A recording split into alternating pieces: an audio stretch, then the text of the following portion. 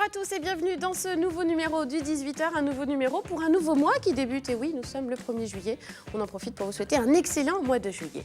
Et au programme de notre émission ce soir, nous allons parler des maisons familiales rurales à l'occasion de leur grand congrès qui a lieu ce week-end à Nantes. Et puis on va vous emmener aussi faire un petit peu de lèche-vitrine, mais en mode artistique, car les galeries Lafayette exposent en ce moment dans leurs vitrines des artistes locaux. Ça va démarrer demain. On va vous parler de cette exposition, je n'y arrive plus, qui s'appelle Les Vitrines sur l'art. Elle est là, voilà, la belle affiche. Et puis on va également vous emmener sous les soleils bleus exactement, avec le nom du même festival qui se démarre à Saint-Herblain demain. Ce sera le festival Les Soleils Bleus, on vous donnera envie d'y aller. Et tout ça, ça démarre tout de suite après la virgule. Là.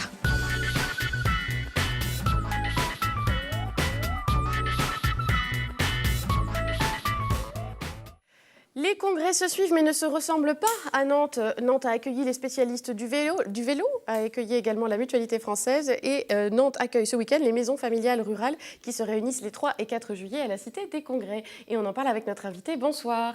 Bonsoir. Vous êtes Hubert Regnon, le directeur de la Fédération départementale des maisons familiales rurales, départementale de Loire-Atlantique, bien entendu.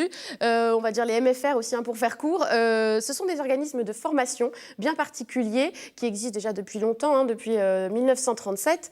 On va décomposer un petit peu ce que c'est, parce que c'est peut-être pas connu de tout le monde. Dans maisons familiales rurales, il y a aussi rural, mais pas forcément, c'est plus étendu que ça aujourd'hui. Tout à fait, oui. C'est né dans le milieu rural, le milieu agricole, mais aujourd'hui, elles sont surtout implantées dans les territoires. Ce sont des associations familiales qui gèrent des établissements de formation avec la volonté de permettre aux jeunes de trouver des formations de proximité qui correspondent à des besoins d'emploi de demain en proximité. Alors, rural, c'est aussi lié à l'implantation. Par exemple, en Loire-Atlantique, il y a des maisons familiales rurales à Plessé, à Saint-Étienne-de-Montluc, mais il y en a aussi en milieu urbain aujourd'hui. Complètement, oui. Donc, sur les Pays de la Loire, il y en a 70. En Loire-Atlantique, nous sommes 11. Certaines sont, comme vous l'avez dit, à Plessé, d'autres à Carquefou, Saint-Étienne-de-Montluc ou Clisson. Elles sont en périphérie de ville. On ne peut pas dire qu'elles sont dans le milieu agricole. Donc, aujourd'hui, on accueille tout type de public, des familles qui sont soit du milieu agricole, soit du milieu rural ou des urbains. Alors, il y a aussi dans le nom, donc maison et familiale, c'est important puisque le mot maison pour un organisme de formation, ça donne aussi un petit peu la couleur de votre établissement. Pourquoi ça s'appelle maison et familiale ? Parce que ce sont des associations familiales, loi 1901, qui gèrent l'établissement avec une dimension humaine qui est affirmée, des valeurs de vie en collectivité, des valeurs de vie résidentielle. Et donc les jeunes sont accueillis pendant très souvent une semaine, en alternance. Ils vont vivre une semaine dans l'établissement de formation ensemble. Et on veillera bien évidemment à accompagner une formation professionnelle, mais aussi accompagner une formation à la citoyenneté. Et à la vie en société, en collectivité. Société, oui, puisque pour nous c'est important. Et avec le rôle des parents aussi qui est important, vous considérez les parents comme des accompagnants aussi de la formation. Nous les respectons dans leur responsabilité éducative et nous leur permettons de l'exercer pleinement, autant avec leurs jeunes que dans l'accompagnement de l'ensemble des jeunes, puisque les conseils d'administration sont composés, nos adhérents, nos administrateurs sont des parents et des professionnels qui sont bénévoles et qui s'inscrivent vraiment dans ce mouvement associatif familial. Alors on comprend mieux voilà, ce que sont les maisons familiales rurales. Et donc votre objet, votre vocation, c'est de former des jeunes, 1600 jeunes en Loire-Atlantique. 1600 sur le département, 11 000 sur toute la région, 1100 à peu près sur des formations sous statut scolaire, toujours par alternance, 300 apprentis, mais nous formons aussi des jeunes adultes et des adultes, puisque nous proposons de la formation professionnelle pour des demandeurs d'emploi ou des gens qui sont dans de la spécialisation et du perfectionnement. La formation continue, c'est ce qu'on appelle la formation continue. J'ai dit aussi que vous êtes rattaché au ministère de l'Agriculture, les maisons familiales et rurales, mais pour autant, vous ne formez pas que au métier agricole. Pas du tout, nous sommes sur tous les champs professionnels. En Loire-Atlantique, les travaux paysagers, les métiers verts, l'agriculture bien évidemment, l'horticulture, la pépinière, mais aussi le commerce, le bâtiment, la menuiserie, l'électricité, les métiers des services à la personne. Donc ça fait un panel assez large, la mécanique, des matériels, ça fait un panel assez large de formation. Tout le monde trouve, j'ai envie de dire, peut réaliser son projet professionnel chez nous. Chaussure à son pied, c'est ça que vous vouliez dire. Voilà, aussi, oui. Dans des secteurs qui embauchent, vous l'avez dit, c'est important aussi. Vous voulez vous assurer que ces formations, elles ne vont pas mener au placard ou au chômage et que ça débouche sur une vraie embauche. Depuis toujours, les maisons familiales ont voulu proposer des formations avec de l'emploi derrière. Si on regarde les chiffres sur les Pays de la Loire, aujourd'hui, à 6 mois, plus des 2/3 de nos jeunes sont en emploi. Et à 2 ans, puisqu'on fait des enquêtes régulièrement, plus de 85% sont en emploi stable dans la formation qu'ils ont suivie. Et comment ces jeunes-là, ils vont venir à vous, en fait, puisqu'on sait, voilà, quand on est jeune, on est un petit peu perdu des fois dans son orientation. Comment on fait pour avoir l'idée de venir vers vous? C'est une structure qu'on ne connaît peut-être pas forcément. Comment ces jeunes, ils arrivent vers les maisons familiales rurales? C'est assez simple, on peut arriver dès la 4e, et là on propose des formations 4e, 3e par alternance qui permettent aux jeunes de définir son projet professionnel par des stages réguliers. Ou alors on a entendu parler de nous par un professionnel, par une famille, par les réseaux sociaux aujourd'hui et autres. Et puis on arrivera après le collège, donc poursuivre une formation dès la seconde dans notre réseau. C'est beaucoup les gens qui ont connu les maisons familiales qui s'adressent à nous. Les prescripteurs nous connaissent aussi parce qu'on propose un système de formation complémentaire, différent du système classique des lycées professionnels. Les prescripteurs, c'est Pôle emploi, notamment, la mission locale. Les conseils d'orientation, les missions locales. Qui vous ont bien identifié, en tout cas, dans le domaine de la formation. On l'a dit, on vous reçoit aussi ce soir à l'occasion de votre congrès qui aura lieu vendredi et samedi à la Cité des Congrès de Nantes.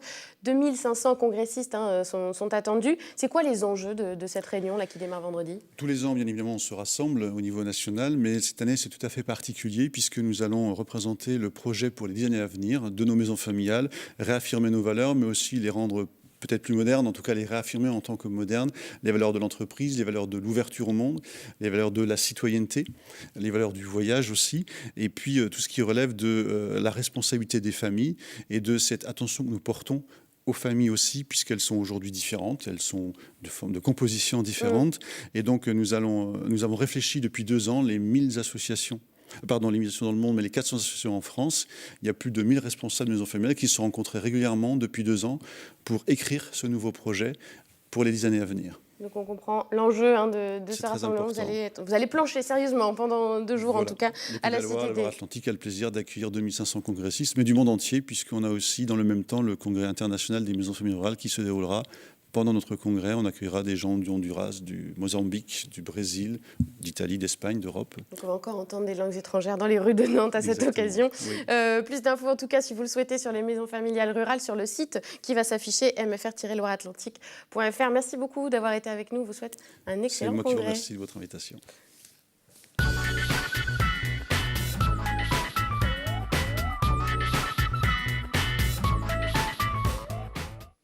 Et tout de suite, nous allons faire du lèche-vitrine artistique, comme je le disais en préambule. On va parler un peu de l'événement. Dans l'événement, ça s'appelle les vitrines de l'art. C'est un rapport avec le voyage à Nantes. On va en parler tout de suite avec nos 2 invités. Bonsoir, mesdames. Bonsoir.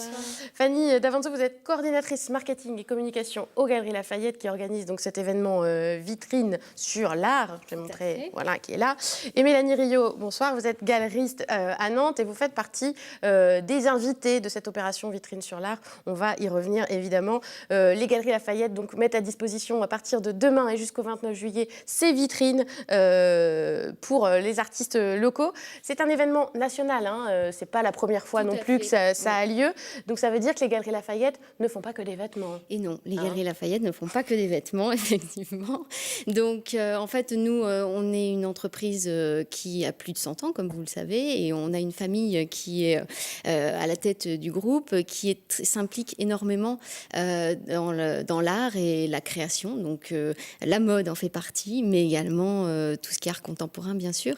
Donc ça nous tient à cœur, effectivement, d'avoir ce rôle. Ça ne vient pas de rien. Là, cet événement, là, il s'inscrit dans une tradition tout à fait. On a vraiment un rôle de médiateur entre la création et le grand public. C'est quelque chose qui nous tient particulièrement à cœur. Que vous accueillez au sein même de votre magasin et puis en dehors à l'occasion. Avec cet événement-là, Vitrine sur l'art et cette édition-là, c'est quoi l'idée? J'ai dit qu'il y avait aussi un rapport avec le voyage à Nantes. Vous inscrivez un peu dans le parcours aussi qu'on va découvrir à partir du 3 juillet. Tout à fait. Donc en fait, on a déjà depuis 2012 une œuvre pérenne qui fait partie du parcours, qui est sur la ligne verte du voyage à Nantes. Et également depuis Suspens de Nantes, tout à fait, de Cécile Barre. Et depuis 2012, on s'est inscrit également dans les vitrines sur l'art, qui est donc le parcours dans la rue de la Marne, avec des vitrines où nous accueillons des institutions emblématiques. Voilà, donc, et avec donc cette opération-là qui accueille 3 structures et 3 artistes. Donc il y a le voyage à Nantes, comme je disais, avec Appelle-moi Papa, le FRAC, Fonds régional d'art contemporain, avec Hector Zamora, et puis donc la galerie Mélanie Rio, avec l'artiste Angélique Lecaille. Comment vous avez choisi, vous, que ce soit ces 3 structures qui seront dans les vitrines des Galeries Lafayette? En fait, donc, on choisit en collaboration avec des institutions emblématiques, donc comme vous le disiez, le FRAC, le voyage à Nantes et Mélanie, on choisit en fait des artistes qui vont représenter l'art contemporain culturel du moment, donc à Nantes et de la ville de Nantes en particulier. Donc, et chaque ville procède de la même manière. Donc à Bordeaux, pareil, Toulouse, Toulouse, Marseille, Marseille et Strasbourg. Pour cette opération Vitrine sur l'art, qui est une opération Exactement. nationale, on le redit. Et donc, oui, allez-y, pardon. L'idée, c'est vraiment d'avoir un éventail de l'art contemporain estival également, puisque ça fait écho avec les expositions de chacune des institutions. Voilà, c'est aussi pour ça, ça l'idée. qu'on les choisit également. Et donc, aux côtés du voyage à Nantes et du FRAC, il y a la galerie donc Mélanie Rio, une galerie nantaise qui existe depuis 2009, qu'on retrouve boulevard Guisteau. Juste pour que les gens connaissent bien un petit peu cette galerie, sachent un peu de quoi on parle, c'est quoi la couleur, la philosophie de votre galerie? Quels sont les types d'artistes qu'on peut voir chez vous? Alors, la galerie, au départ, on était plutôt orienté vers la photographie contemporaine. Et depuis 3 ans, on s'est vraiment ouvert à des plasticiens. Donc, on travaille avec des plasticiens principalement français. La plupart vivent dans l'ouest de la France ou sur Paris. Quelques étrangers aussi. Donc, on a des photographes norvégiens ou qui vivent à Londres également. On a travaillé aussi avec Hector Zamora il y a 2 ans. On a invité... Qui est exposé là cette fois qui est exposé avec au le FRAC. Et nous, on l'avait exposé à la galerie, on l'avait accueilli dans le cadre du voyage à Nantes en 2013. Tout l'été 2013, il avait une expo personnelle à la galerie. Voilà, donc c'est des invitations aussi qu'on lance à des artistes étrangers. Et c'était dans ce cadre-là. Les artistes, oui, c'est selon vos goûts à vous, votre subjectivité. Ah oui, complètement. À vous. Là, c'est vraiment la plupart des artistes qu'on présente à la galerie font partie de, on va dire la famille de la galerie. Donc il y a une vingtaine d'artistes à peu près, un peu à peine. De votre catalogue, on peut dire, ouais. Ouais, alors je dirais pas un catalogue, non. La famille, alors on va dire. Ce catalogue, ça fait trop, ouais. La redoute. Non, mais après, c'est pas juste des objets, quoi. C'est aussi tout un univers. Chaque artiste a son propre univers, et c'est ça qu'il va défendre, plus que des objets ou des pièces. C'est vraiment des ensembles. Et c'est ce qu'on découvre dans une galerie, et c'est l'intérêt des galeries, contrairement aux foires où on a juste un petit aperçu. C'est que dans une galerie, on découvre l'ensemble du travail d'un artiste. C'est pas juste voilà. Ses souvenirs, ses fantasmes. C'est là qu'on peut le défendre. C'est vraiment le lieu de présentation des artistes, quoi. En tout cas, on imagine pour vous une fierté d'avoir été choisi aux côtés des institutions que sont le Voyage à Nantes et le FRAC. Vous faites aussi de petits poussés un petit peu à côté. Oui, complètement. Nous, c'est une jeune galerie privée, donc ouais, on n'a pas du tout. Voilà, c'était vraiment une belle proposition et un beau projet. Pour notre artiste. Donc, on a invité Angélique Lecaille, qui a pas mal d'actualité en ce moment. Donc, pour elle, c'était un moyen aussi de... On découvre un petit peu, là, justement, ce qu'elle va proposer là, aux Galeries Lafayette. Alors, c'est encore caché, évidemment, parce que l'installation, on la découvrira que demain.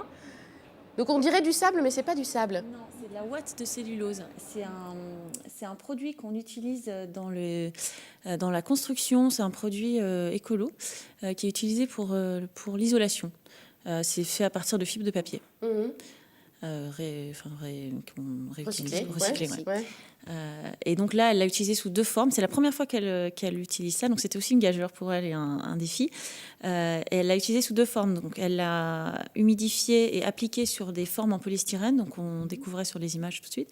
Et sur le sol de la vitrine, sur une épaisseur de 15 cm à peu près, elle en a dispersé comme ça sur des volumes, d'autres petits volumes au sol. Et on découvre un tapis de ouate comme ça sur 15 cm. Ça crée un paysage un peu lunaire, très... voilà, presque des ruines qui émergent de cette ouate. C'est une œuvre qu'elle a faite expressément pour cette vitrine, pour cette opération. Oui, parce que toutes les œuvres réalisées en vitrine pour les vitrines sur l'art sont des œuvres uniques et des inédites, exactement. Donc, et c'est vrai que c'est très étonnant. Enfin, vous verrez effectivement à partir de demain. Voilà le résultat. Pour l'instant, c'était caché. Voilà, y a plein de petits détails très intéressants dans chaque vitrine et notamment sur celle d'Angélique Lecaille. Vous aviez un droit de regard un petit peu ou pas, Galerie Lafayette, sur les propositions? On avait en aiguillage, après pas de contraintes, je dirais, on ne contraint pas un artiste, on l'invite, donc c'est un choix. Et à partir de ce moment-là, c'est à lui de créer. tous nos artistes, on sait ce qu'ils font, effectivement, avant de les inviter, on les connaît, on a suivi leur travail, donc on est forcément partisans. Et de toute façon, c'est toujours pareil, l'art c'est très subjectif, donc on ne va pas mettre de la subjectivité dans un projet, on ne va pas contraindre. Non, alors, il y avait la contrainte quand même vitrine. Voilà, il faut adapter l'œuvre. Voilà, des contraintes techniques. Il y a des contraintes techniques. Ça a été problématique ou pas sur certaines vitrines, on se pose pas mal de questions. Suivant les années aussi. Voilà, donc non, c'est des contraintes techniques qui sont toujours résolues. Enfin, en tout cas, on essaye. Parce que là, on découvre justement les installations de Voyage à Nantes, avec le collectif Appelle-moi Papa. On voit aussi, il y a la contrainte du reflet, bêtement aussi. Il faut jouer avec ça. Tout à fait. Alors après, là, eux, ils étaient très équipés puisque, en fait, ils avaient des talkie-walkie. Parce qu'en fait, quand on parle dans les vitrines, on n'entend rien à l'extérieur, évidemment. Donc, pour voir ce que ça donne, il y en avait un à l'extérieur qui communiquait avec les autres à l'intérieur par talkie-walkie, etc. Enfin, c'était... voilà, c'est des petits détails. Mais eux aussi, ils n'ont pas l'habitude de travailler comme ça, on imagine. Voilà. Là, on découvre l'œuvre de Hector Zamora, qui est du FRAC. Et effectivement, là aussi, on peut avoir des contraintes techniques puisque tout est suspendu. C'est vraiment une bicyclette délirante qui est où il y a un mur de briques qui est vraiment posé en équilibre assez précaire. Donc, et tout ça est réalisé évidemment à la main sans autres composants. Donc, pas forcément évident non plus. Mais, alors on voit, ça prend quand même aussi de la place. Ah oui, oui, bien sûr. En fait, chaque vitrine, et on a les dimensions évidemment de chaque vitrine, et l'artiste calcule aussi son œuvre en fonction de la vitrine. Je me souviens, Mélanie est venue plusieurs fois mesurer les vitrines, faire des repérages pour pouvoir dire, voilà, la météorite, je vais la mettre plutôt suspendue à tel endroit, parce qu'il y a des contraintes de suspension également. Enfin, voilà, en tout cas, on prépare en amont, ça se fait pas du jour au lendemain. Des contraintes aussi pour produire. Ça fait partie des éléments donnés à l'artiste pour faire sa pièce. Les artistes aiment bien créer sous contrainte aussi. Mais oui, parce que ça leur crée aussi des challenges. Tout à fait. Des pistes. Alors on se dit galerie, ça coule sous le sens. Finalement, Galerie Lafayette, Galerie Mélanie Rio, mais c'est peut-être pas si évident. Est-ce que les artistes, ils n'ont pas rechigné un petit peu aussi à aller s'exposer dans une galerie commerçante qui n'a pas de vocation artistique à la base? Il n'y avait pas de... Alors non, Angélique était ravie, elle, de faire ce projet, sachant que c'est quand même, ça reste une vitrine, on n'est pas au sein du magasin, c'est quand même, ça donne vers l'extérieur, c'est pas au cœur du magasin, donc c'est vrai qu'après des œuvres qui sont au milieu des rayons, c'est plus compliqué parce qu'il y a un problème de lecture, alors que là en vitrine non. Et puis on voit que c'est une œuvre d'art. Enfin, c'est quand même une installation très particulière. Ça n'a rien à voir avec. On doute bien que c'est pas à vendre à l'intérieur du magasin. Non, non, mais également dans notre politique commerciale, nous on vraiment, ce que je vous disais tout à l'heure, on veut vraiment être le médiateur entre la création et le grand public. Donc c'est vraiment notre souhait aussi de laisser accessible, de pas être effectivement au cœur forcément du magasin, mais on est aussi un lieu de vie. Et nous, on s'y attache à ce lieu de vie.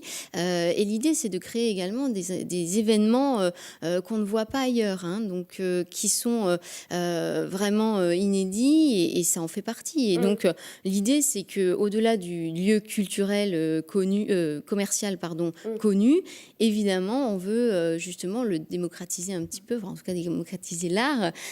C'est un grand challenge aussi, mais l'idée, c'est que nous, ça nous apporte également du trafic, tout simplement. Mais du trafic. L'idée, c'est d'avoir des retombées aussi sur cette opération. Des retombées, pourquoi pas financières, bien sûr, mais surtout des retombées. Il faut que le client, initié ou non initié, passant, curieux, touriste, etc., passe vraiment un bon moment et vive une expérience unique. Et ça, c'est aussi un des buts de cette exposition, tout simplement. Ah, vous avez déjà un petit peu d'antériorité, parce que c'est la 4e édition des Vitrines sur l'art. Comment réagissent justement les clients écoutez, on a de tout. À ces œuvres d'art dans les vitrines. On a de tout. On a nos clients qui vont dire non, on voit pas pourquoi ça vient faire. Qu'est-ce que ça vient faire là Mais justement, justement, l'idée, c'est aussi d'étonner et qu'il se passe quelque chose. On a une valeur aux Galeries Lafayette, c'est l'audace. Et voilà, ça en fait partie. Clairement, cette valeur-là est vraiment exprimée par ces clients-là. Après, il y en a d'autres qui vont suivre les expositions. Et c'est pour ça qu'il y a un relais, qu'il y a un vrai relais entre les institutions et nous. C'est qu'on choisit donc les vitrines, enfin les artistes, pour qu'il y ait un relais avec les galeries pour que les gens et les expositions. Aillent voir les galeries, aillent dans les vrais lieux dédiés à la culture et à l'exposition. C'est aussi l'idée. C'est plus abordable le fait d'être dans une galerie, dans les galeries Lafayette. Après, il faut pousser la porte d'une galerie d'art, et c'est quand même plus compliqué. Et voilà, ça peut paraître un peu plus compliqué pour plus, nous, on est dans un hôtel particulier, donc il faut sonner. Vous êtes dans le centre-ville, demeurant, vous êtes boulevard Resto. On est dans le centre-ville, mais c'est un hôtel particulier. Il y a une porte, c'est pas une vitrine. Enfin voilà, il y a aussi toute cette démarche. Il y a plus une démarche qui est beaucoup plus compliquée qu'une vitrine. Voilà, donc nous, ça nous amène aussi à un autre public, c'est intéressant. Et voilà, donc j'espère qu'on accueillera un public qui est passé devant les galeries, qui viendra nous voir à la galerie. Voilà, l'invitation est lancée en tout cas. À partir de demain, vous pourrez découvrir... c'est demain, 2 juillet déjà. Vous pourrez découvrir les vitrines sur l'art, donc on l'a dit. Angélique Lecaille de la galerie Mélanie Rio, Appelle-moi Papa du Voyage à Nantes et Hector Zamora du FRAC, du Fonds régional d'art contemporain. Et ce sera jusqu'au 29 juillet. Et puis c'est gratuit, c'est juste du lèche-vitrine, donc il faut en profiter. Merci beaucoup de nous avoir parlé de cet événement. On retrouve aussi toutes les infos sur la galerie, sur le site rgalerie.com. Je crois qu'on a vu passer le site internet. Également, évidemment. Et puis on n'hésite pas à aller se promener. Et tout de suite, on vous donne une autre idée de sortie, c'est Soleil Bleu à Saint-Herblain.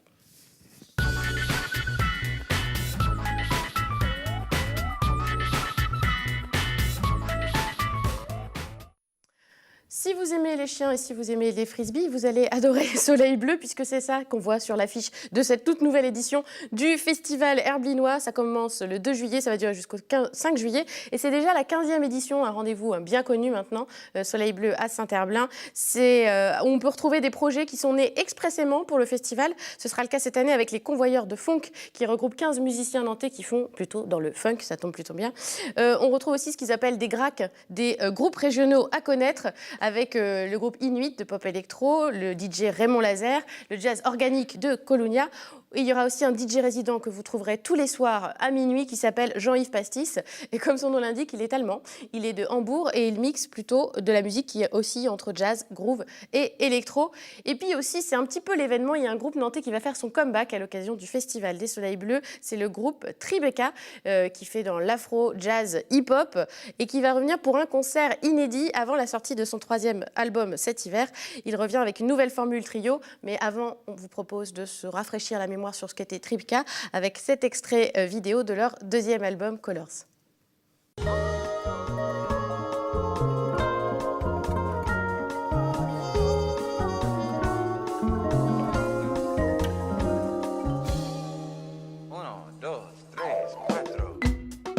A rosa que eu te dei, a rosa. Vai ficar em meu lugar, se você quiser. Meu amor, eu vou partir e não sei quando vou voltar. Fica com esta rosa, rosa, fique. Rosa, com esta rosa. Rosa, com esta rosa.